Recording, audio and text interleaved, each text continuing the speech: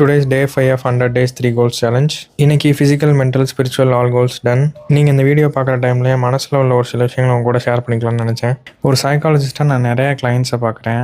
நிறைய பேர் சஃபர் ஆகிறதுக்கு ஒரு முக்கியமான ரீசன் என்னென்னா, ஏதோ ஒரு எமோஷனலாக அவங்கள பாதிக்கிற மாதிரி விஷயம் நடந்திருக்குன்னா அது யார் கூடயுமே ஷேர் பண்ணிக்காமல் அவங்களுக்குள்ளேயே வச்சுக்கிறது தான். சைலண்டாக சஃபர் ஆகிட்டே இருப்பாங்க, வெளியே எல்லார்ட்டையும் சிரித்து பேசிகிட்டு இருப்பாங்க.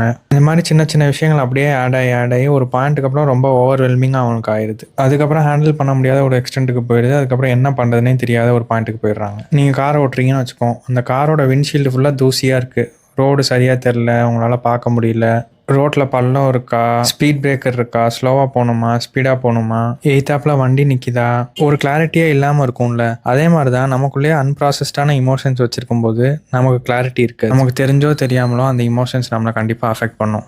இந்த அன்ப்ராசஸ்டான இமோஷன்ஸை ப்ராசஸ் பண்ணுறது நம்மளோட ரெஸ்பான்சிபிலிட்டி தான். அதுக்கு ஒரு சிம்பிளான மெத்தட் சொல்லவா? Talk to someone. யார்ட்டையாவது மனசு விட்டு பேசுங்க. தேங்க்ஸ் ஃபார் வாட்சிங் this video. Catch you guys the next one.